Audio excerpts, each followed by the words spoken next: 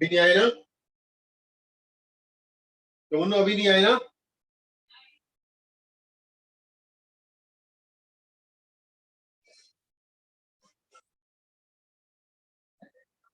हाँ कर रहे हैं।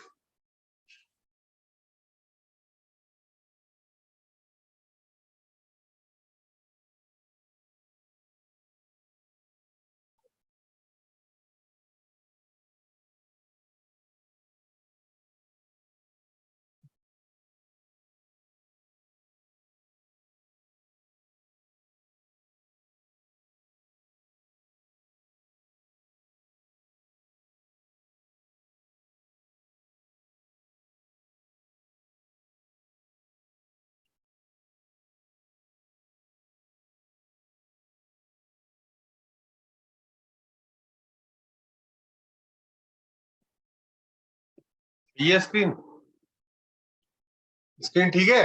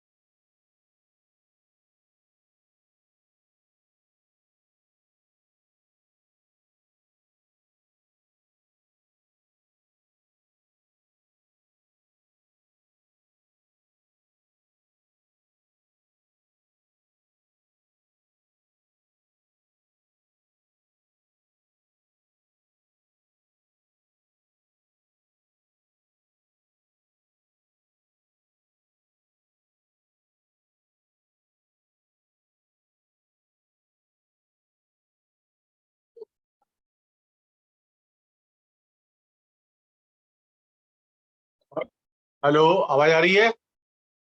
हाँ सर, आ रही हूँ। लेट को ज्वाइन किया 5 मिनट। सर वो पहले तो वो दिखा रहा था कि मीटिंग चालू नहीं हो रही, मतलब अच्छा, मीटिंग से स्टार्ट। और तुमने फिर मैंने थोड़ा तुमने जो कल बहुत। प्रॉब्लम भेजी थी, सुनो, हाँ सर। वो अब मैं सॉल्व कर रहा हूँ यहाँ पर। उसमें एक हाँ दो सर। प्रॉब्लम ऐसी है जो हम मुझे कराने वाला था मैं ना, हाँ सर। Topic based problem. तो अभी मैं जो तुमने भेजी है वो करा देता हूँ मैं ना। हाँ सर।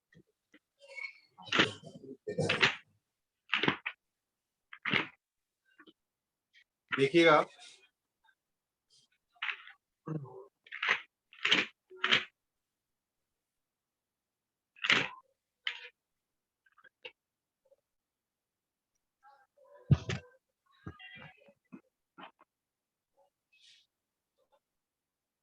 तुम्हारी पहली प्रॉब्लम है ये, a flat square sheet of charge of side 50 centimeter carries a uniform surface charge density and electron 1.5 centimeter from a point near the center.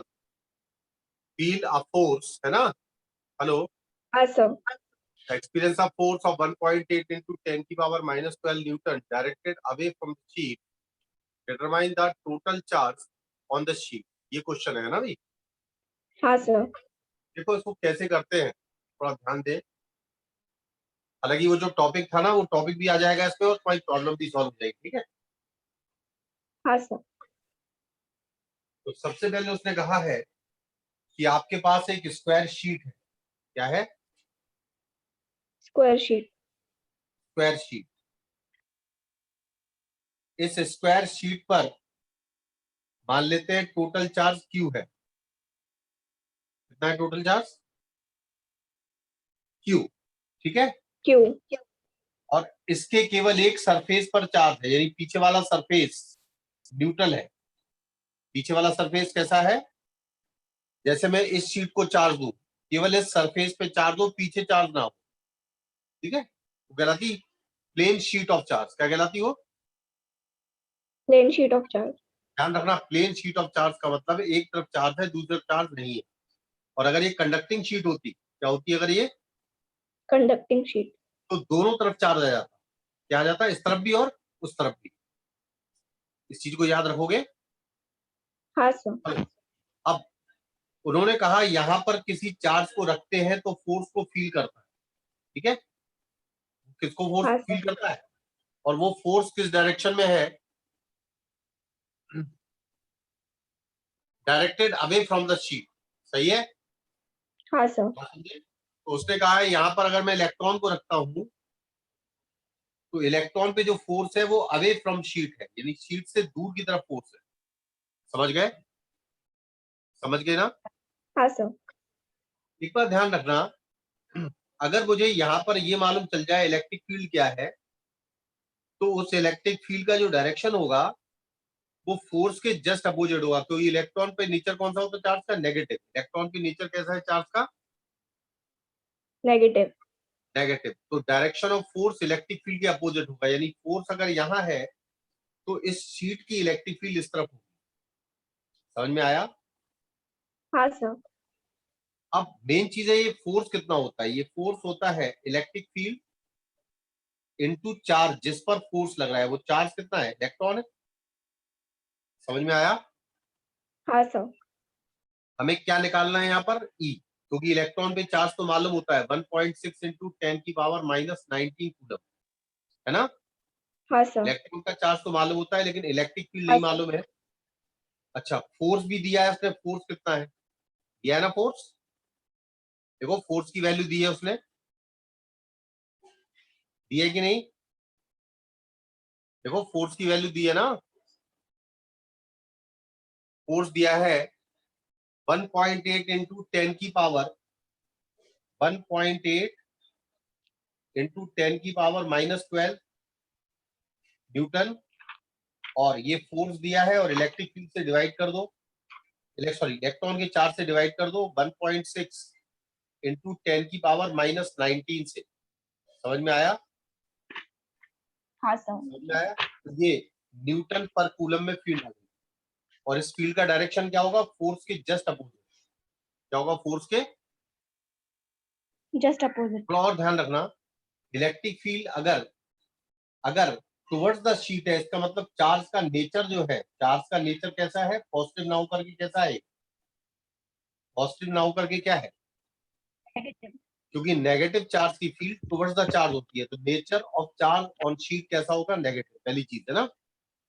अब ये इलेक्ट्रिक फील्ड हाँ कैसे सर। निकालते हैं? जब भी ये प्लेन शीट का क्वेश्चन आ जाए हमेशा गॉस लॉ लगेगा। कैसा लगेगा? हमेशा गॉस लॉ। कैसा लगेगा? हमेशा गॉस लॉ। हाँ सर। थोड़ा ध्यान दें, यहां पर गॉसियन सरफेस जो होता है, प्लेन शीट का गॉसियन सरफेस इस तरह ड्रॉ करते हैं कि जितना इस तरफ है उतना ही सिमेट्रिकली यहां हो जाए। तो बीच में चार्ज दिख रहा है आपको? ये चार्ज दिख रहा है आपको? हाँ सर।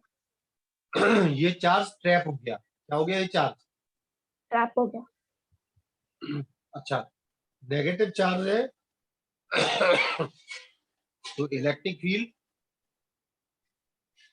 टुवर्ड्स द चार्ज है, यहां पर भी electric field towards the charge है।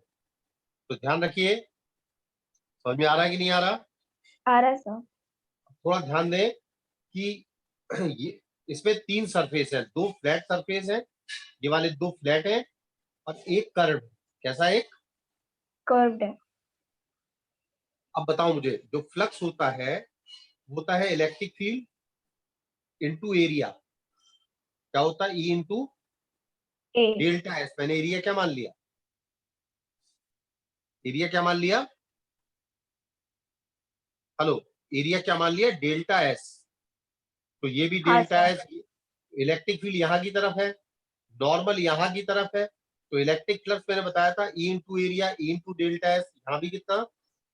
बोलो, ई इंटू डेल्टा एस। और तीसरी चीज ध्यान रखने वाली बात है कि जो कर्ड सरफेस दिख रहा है आपको, दिख रहा हाँ है? सर। इस कर्ड सरफेस से कोई भी इलेक्ट्रिक लाइंस पास नहीं होगी। यानी ये 5 प्लेन वाला है, ये 5 प्लेन वाला है, समझ में आ रहा? हाँ सर। ये जो 5 कर्व्ड है, 5 कर्व्ड जीरो होगा। कर्व्ड इसलिए जीरो होगा क्योंकि इलेक्ट्रिक फील्ड जो होगी वो कर्ड सरफेस के पैरेलल होगी। समझ में आया? आया कि नहीं? आया कि नहीं? हाँ सर, आ गया। ये इंपॉर्टेंट है बहुत समझना, क्योंकि electric field is parallel to curved surface, therefore no flux linked with curved surface. Curved surface से कोई भी फ्लक्स लिंक नहीं होगा, केवल इस प्लेन सरफेस से, इस प्लेन सरफेस से, क्योंकि ये दोनों सरफेस बाहर हैं। इस वाले चार्ज को मैंने सिमेट्रिकली क्लोज किया है। तो ये बताओ मुझे कि टोटल चार्ज है क्यू, टोटल चार्ज कितना है? क्यू। क्यू, और इसका एरिया जो है हर साइड दी हुई है ना, से स्क्वायर हाँ प्लेट की सर। हर साइड दी है ना, तो पर यूनिट एरिया पे चार्ज हुआ क्यू बाई ए। क्या हुआ? क्यू बाई ए। और आपने जो एरिया लिया है वो लिया है डेल्टा एस, तो जो चार्ज एनक्लोज है वो कितना है बताओ? ये सर चार्ज आपकी स्क्रीन नहीं दिख रही है। अच्छा, हेलो, अब दिख रही? हाँ सर, अब दिख रही है। हाँ। तो जो चार्ज एनक्लोज है वो क्यू अपॉन एरिया, पर यूनिट एरिया पे चार्ज, ठीक गया, हाँ। इनटू डेल्टा एस, जो एरिया अपन ने लिया डेल्टा एस, ये क्यू इनसाइड हो जाएगा। क्या हो जाएगा ये? क्या हो जाएगा ये? Q inside. क्यू अब हमें इनसाइड। चाहिए गॉस लॉ। गॉस लॉ में टोटल फ्लक्स, यानी 5 plane plus 5 plane plus 5 curve बराबर Q inside upon epsilon naught. पढ़ा है ना ये? पढ़ा है कि नहीं? हाँ सर। स्क्रीन क्लियर नहीं दिख रही क्या? सर बताओ, दिख रही? दिख रही है सर अब। देखना एक मिनट। सर अब अब दिख रही? अब दिख रही है ना? सर देखिए। हाँ, सीधी है ना? चलिए, तो टोटल फ्लक्स कितना होगा बताओ? टोटल फ्लक्स, टोटल फ्लक्स बोलो। 5 कर्व दिख रहा है आपको? 5 कर्व प्लस 5 प्लेन दिख रहा? 5 प्लेन और प्लस 5 प्लेन। हाँ आया समझ में? हेलो, हाँ सर, आ गया। अब देखो, 5 प्लेन हाँ ये सर, है आ गया। और 5 प्लेन ये है और 5 कर्व जीरो है। वैल्यू रखनी है बराबर क्यू इनसाइड। क्यू इनसाइड कितना है? Q into delta S, Q into delta S delta by S divide by epsilon naught. A. और नीचे एरिया और आएगा ना, ये हाँ सर। आएगा कि नहीं? ये अब एप्सिलॉन नॉट की वैल्यू बताई थी मैंने, याद है? 8। 5 प्लेन की value E into delta S लिख दो। 5 प्लेन की value E into delta S लिख दो। 5 प्लेन, 5 कट को जीरो कर दो। 5 कट को क्या कर दो? 0। Delta S through out cancel हो जाएगा। क्यू आपको निकालना है एरिया की जगह। जो स्क्वायर प्लेट है उसकी हर साइड का स्क्वायर। स्क्वायर प्लेट की साइड क्या दी है उसने? कितनी दी है? हाँ सर। मैं बता देता हूँ। हेलो, हाँ सर। मैं बता देता हूँ। उसने हर साइड दी है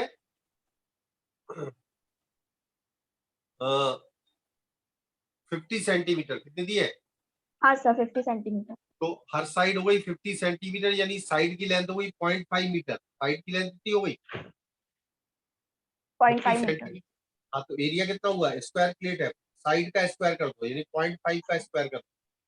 क्या कर लो भी? 0.5 का स्क्वायर। तो एरिया आ गया 0.5 का स्क्वायर मीटर स्क्वायर में। ठीक है, बात हाँ समझे? सर। तो एक चीज लिखो, ये आर्टिकल भी हो गया। देखो, electric field due to plane sheet of charge, plane sheet of charge. तो सर ठीक है, electric field due to a plane sheet of charge, मैं उसका ठीक है। डेरिवेशन कर रहा हूँ, यही चीज मैं बता रहा हूँ, ठीक है, ये इंपॉर्टेंट है। हाँ तो प्लेन शीट ऑफ चार्ज का मतलब है ओनली वन साइड चार्ज है, कहाँ है, लिख देना ब्रैकेट में, only one one surface is charge, only one surface is charge, charge. या लिखिए भाई, हाँ सर। क्या लिखा, only one surface is charge, यानी दूसरा सरफेस पर चार्ज नहीं है, ठीक है।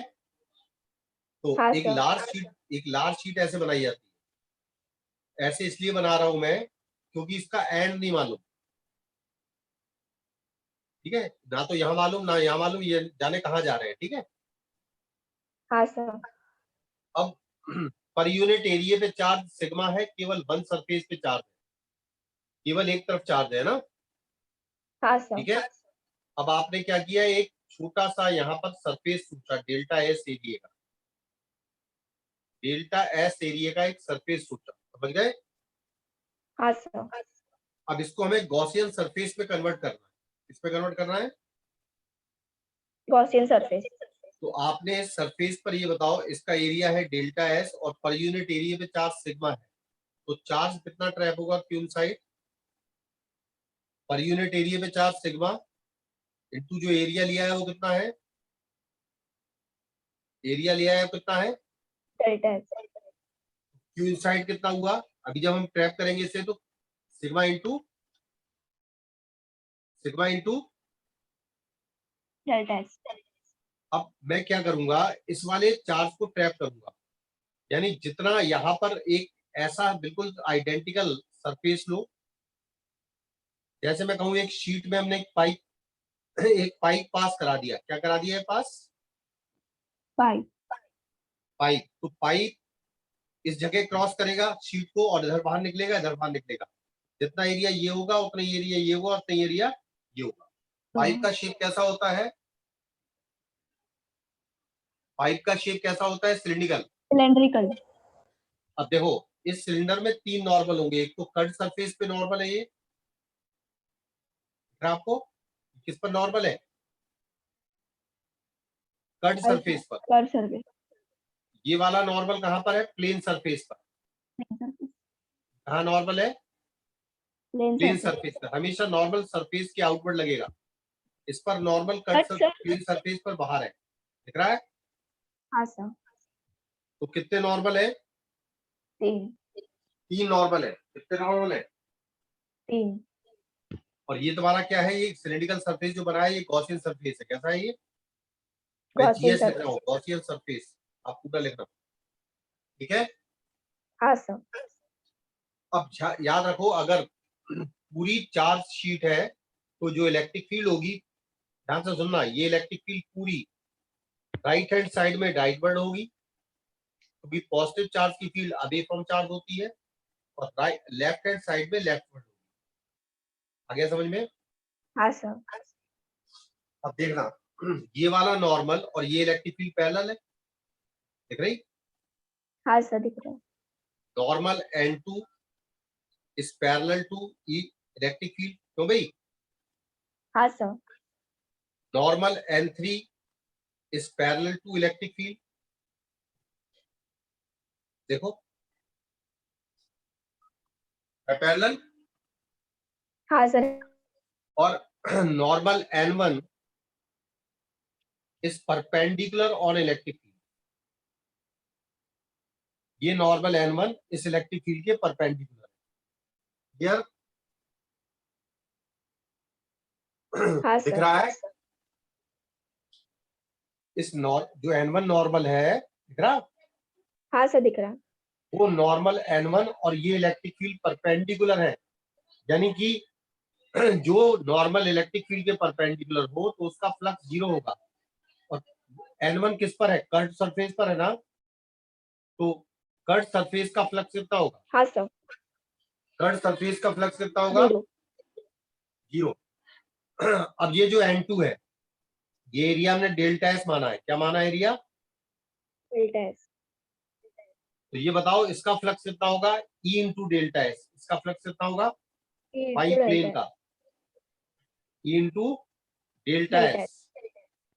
लेकिन जितना यहाँ है उतना ही प्लेन सरफेस यहाँ है, तो टोटल फ्लक्स प्लेन सरफेस से कितना होगा? 2 times of E delta S. समझ में आया? सर टू N2 और कैसे होगा? N3 दोनों प्लेन नहीं आया क्या? सर 2 हेलो, टाइम्स कैसे होगा? क्योंकि जितना इस N2 से है उतना ही इस N1 से है, तो इसका फ्लक्स भी पॉजिटिव है, इसका फ्लक्स भी पॉजिटिव है, दोनों प्लेन सरफेस, दोनों कैसे हाँ हैं?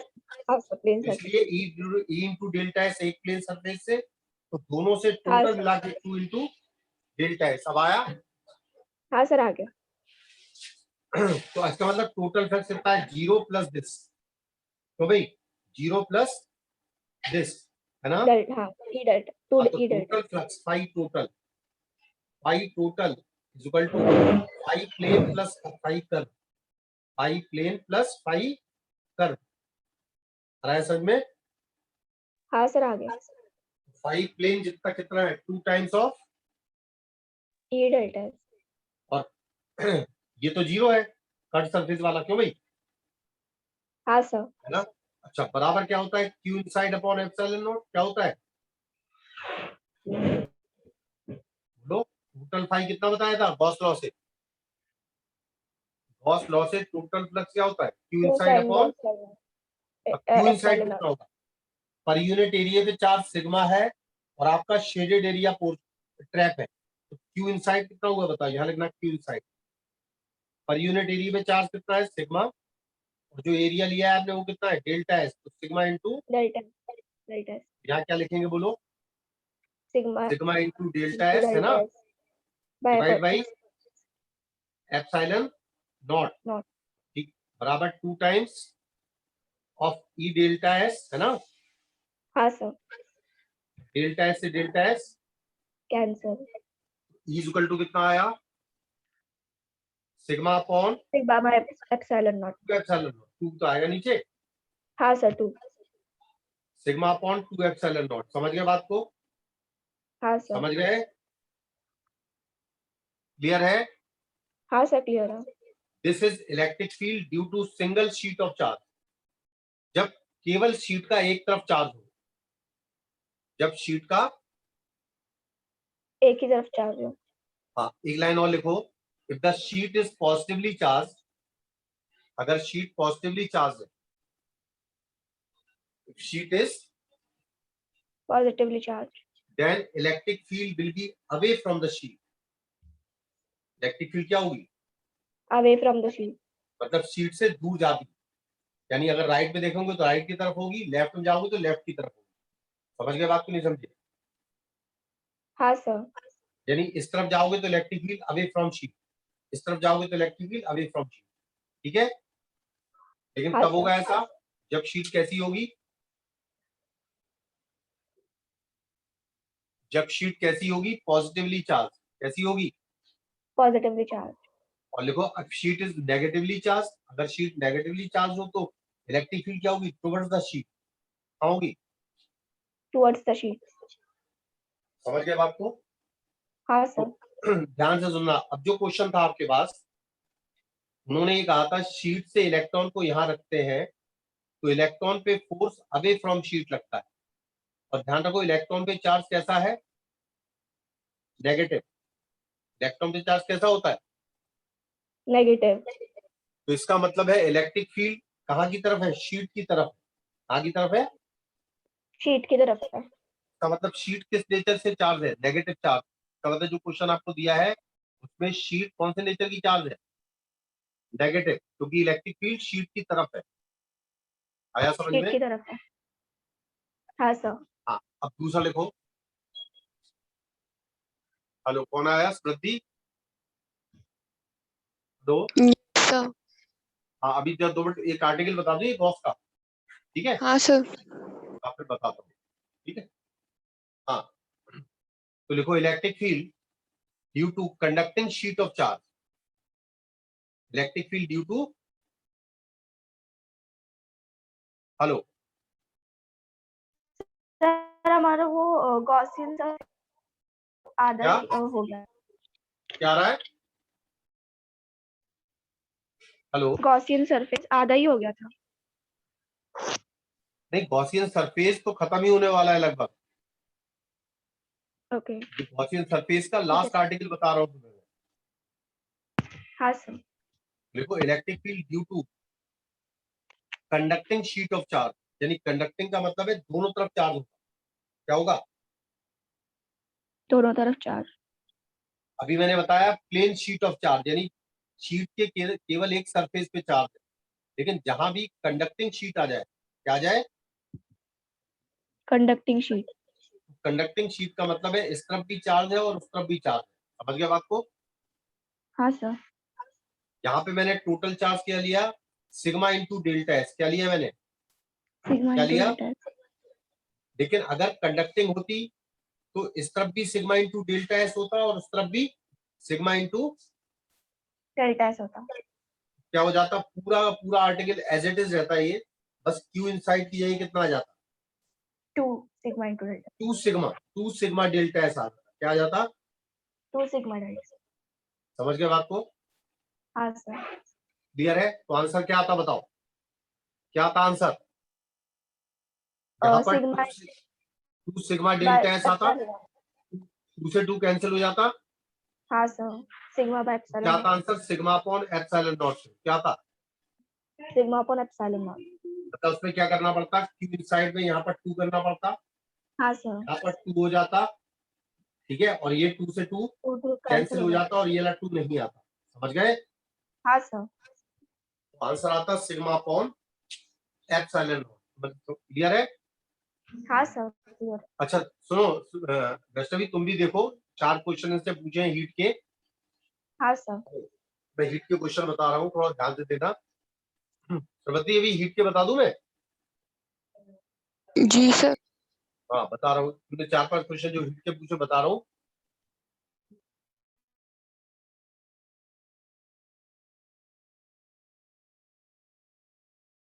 हम लोग का एग्जाम का क्या हो रहा है 12th का? सर अभी तो पोस्टपोन हो गए। अच्छा, और मई का एग्जाम भी कैंसिल हो गया आईआईटी का ना? सर जो वो मई तो में, पता नहीं है।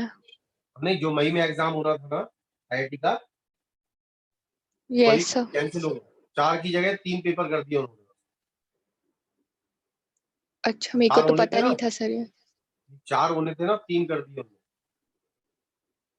चलिए मैं बताता हूँ क्वेश्चन तुमने जो पूछे हैं, ठीक है? तुम भी खोल लो। Figure this shows a large tank of water at a constant temperature theta naught and a small vessel containing a mass m of water at an initial temperature theta 1. A metal rod of length L,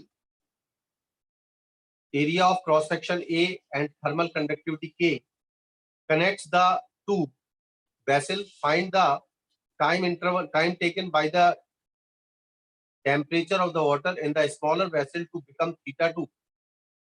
और theta 2 जो है greater than theta 1 है, लेकिन less than theta क्या है? हाँ, less than theta naught है। Specific heat capacity of water is a is S and all the heat capacities are negligible. ये क्वेश्चन है, ठीक है? हेलो हेलो, ये क्वेश्चन है ना भाई? यस आवाज आ सर। रही है? उससे देखो क्या क्वेश्चन कहा है, तुम भी समझो। एक बहुत लार्ज टैंक, बहुत लार्ज टैंक का मतलब ये होता है, और कांस्टेंट टेम्परेचर है इसका। कांस्टेंट टेम्परेचर का मतलब है इसका टेम्परेचर हमेशा कांस्टेंट रहेगा, चाहे ये हीट सप्लाई करता रहे तो भी। ठीक है? हेलो, ठीक है ना? और एक रॉड से उन्होंने एक दूसरे कंटेनर को जोड़ा जिसमें m मास है वाटर का, इनिशियल टेम्परेचर थीटा 1 है, और रॉड की लेंथ l है, coefficient of thermal conductivity k है, area of cross section a है, और उसने ये कहा है कि ये वाला टेम्परेचर चाहे जितनी हीट ये दे दे, ये हमेशा कांस्टेंट रहेगा। ये क्वेश्चन है ना? ठीक है? Hello, yes sir. अब क्या होगा जब ये हीट यहाँ से यहाँ सप्लाई होगी थ्रू रॉड कंडक्शन से, तो इसका टेम्परेचर राइज करेगा, जबकि इसका कांस्टेंट रहेगा। जबकि इसका क्या रहेगा, क्या रहेगा, कांस्टेंट। कांस्टेंट। अब मान लीजिए इसका टेम्परेचर किसी भी इंस्टेंट पे थीटा हो गया, लेकिन अभी थीटा जो है वो थीटा नॉट से कम है। उसने ये कहा है इसका फाइनल टेम्परेचर थीटा 2 पर पहुंचना है, और थीटा 2 बड़ा है थीटा 1 से, लेकिन छोटा है थीटा नॉट से, यानी बराबर हीट सप्लाई की जा रही है। ये बड़ा वाला टैंक बराबर हीट सप्लाई कर रहा है ना भाई, आ रहा है समझ में। Yes sir. तो मान लो किसी भी इंस्टेंट पर इसका टेम्परेचर थीटा है, क्या है इसका टेम्परेचर, थीटा है, क्लियर थीटा। है। तो ये बताइए इसने एक डी क्यू अमाउंट हीट का दिया, क्या दिया इसने, डी क्यू अमाउंट। हीट तो जाएगी ना यहाँ से, डी क्यू अमाउंट हीट का दिया है जिससे इसका टेम्परेचर डी थीटा से राइज कर दिया, हो जाएगा ना टेम्परेचर। Yes sir. अब ये बताओ कि जो हीट सप्लाई हो रही है, जो हीट सप्लाई हो रही है वो कितनी होगी, कंडक्शन से हो रही है, के ए डेल्टा थीटा का मतलब है थीटा नॉट माइनस थीटा। तो भाई किसी भी इंस्टेंट की बात कर रहा हूं मैं, यस सर। अपॉन बीच का gap L into D T, ये क्या डी क्यू होगा अमाउंट, याद है हाँ थर्मल सर। कंडक्शन का ये part, D Q, D Q is equal to K A delta theta upon delta x into D T, सही है ना, यस क्लियर है। सर। अब डी क्यू ने क्या किया, इस मास का टेम्परेचर थीटा से बढ़ा के डी थीटा कर दिया, थीटा प्लस डी थीटा कर दिया। डी क्यू बराबर क्या लिख सकते हो, mass into specific heat into change in temperature, कितना है डी थीटा, कितना है वो, डी थीटा। समझ में आ रहा है कि नहीं आ रहा, आ रहा है ना। Yes sir. के ए अपॉन एम एल एस कर दो, यहाँ पर एम एल एस कर दिया इंटू डी टी कर दिया, और यहाँ पर मैंने सेपरेट कर दिया यहाँ पर, तो ये D theta upon theta naught minus theta हो गया ना, कोई दिक्कत तो नहीं है। Yes sir. टी बराबर 0 पर इस टैंक का टेम्परेचर थीटा 1 था, और टी बराबर टी पर इसका टेम्परेचर थीटा 1 से बढ़ के थीटा 2 हो गया, समझ में आया। Yes sir.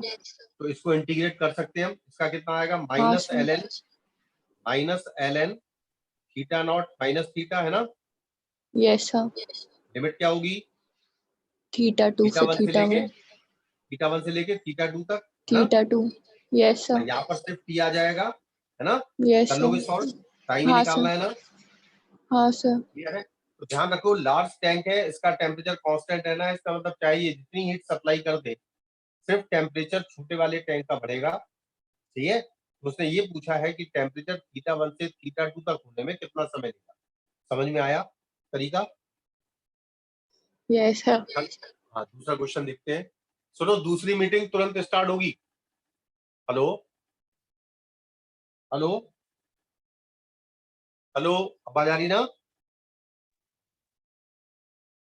आ रही स्मृति आवाज, अरे आ रही कि नहीं, वैष्णवी आवाज आ रही है। यस हाँ सर। सर आ रही है। अब मैं कह रहा हूँ दूसरी मीटिंग तुरंत स्टार्ट होगी, रिप्लाई कर दिया करो। हाँ सर। चलो दूसरा क्वेश्चन पढ़ रहा हूं मैं, समझ में आया, ये थोड़ा देखो तुम्हें समझ में आ रहा होगा, अच्छा क्वेश्चन है। चलिए आगे देखते हैं,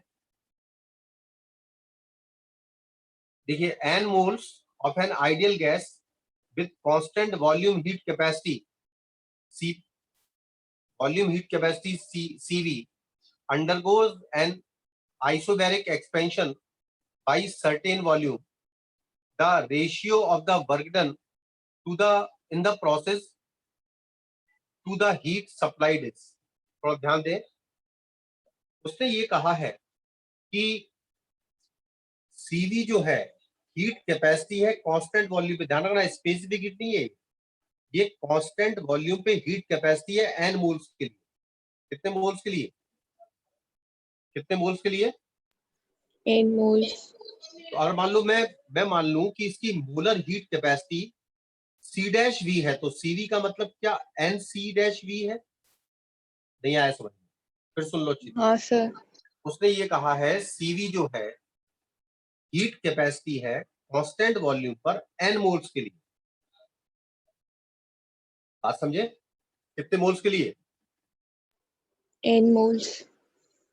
तो मैं मान लूं कि उसकी specific heat capacity for constant volume यानी एक मोल के लिए सी डैश वी है, तो आप क्या लिख सकते हैं? सीवी को एन सीवी डैश लिख सकते हैं क्या?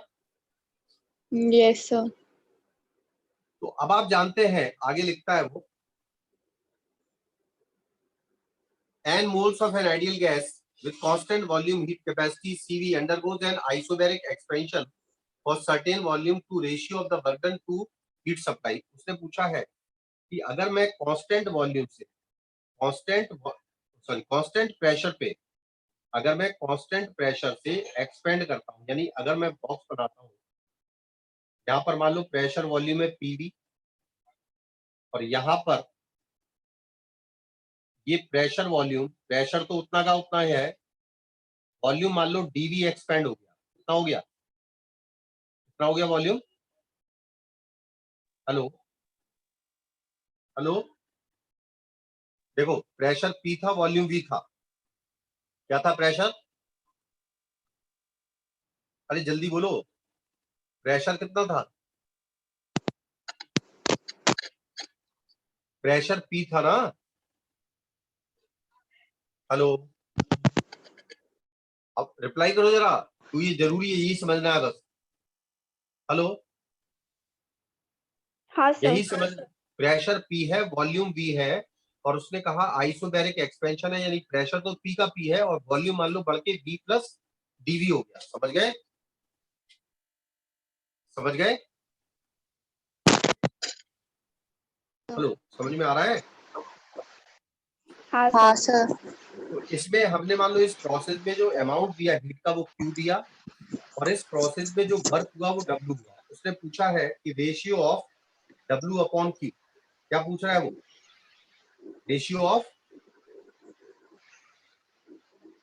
अरे ratio of W upon Q पूछ रहा W ना, by total work upon total heat supplied. और वर्क क्या होता है अगर कांस्टेंट प्रेशर हो? पीडीवी होता ना, ये होता कि नहीं? Yes, sir. और क्योंकि कांस्टेंट प्रेशर है जो हीट Yes, सप्लाई sir. करेंगे आप, क्या वो होगी? N C dash, n C dash P del D. बोलो हाँ या ना? नहीं आया Yes, समझ sir. में? क्योंकि मैंने मान लिया C dash P is the specific heat for constant pressure, molar specific heat है। सही है? क्लियर है? Yes, sir.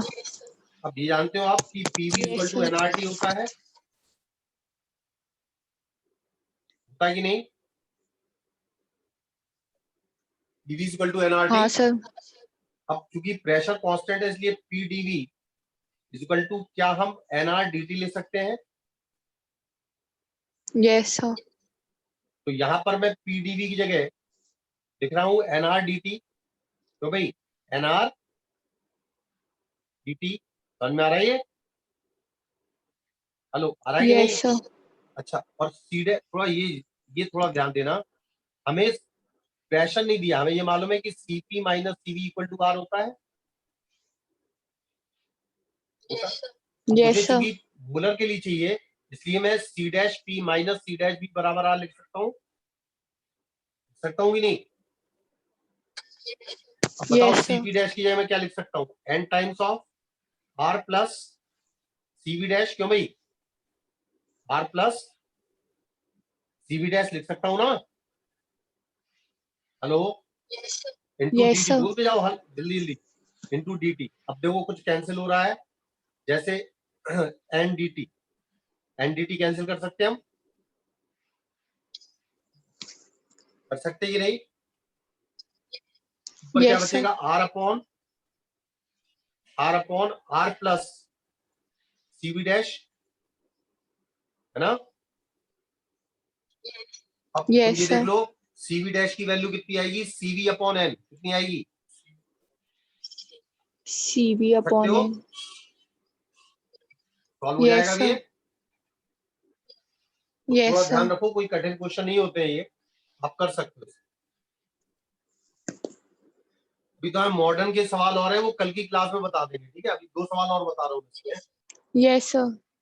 दूसरी मीटिंग तुरंत स्टार्ट होगी, ध्यान रखना, खत्म नहीं होने की। 4 सवाल करेंगे पहले तो, और तुम्हारे भी बताने वैष्णवी, है ना वैष्णवी? हाँ सर। तुम्हारे भी अभी 2 क्वेश्चन बचे हैं ना? हाँ सर। रुक जाओ, रुक जाओ।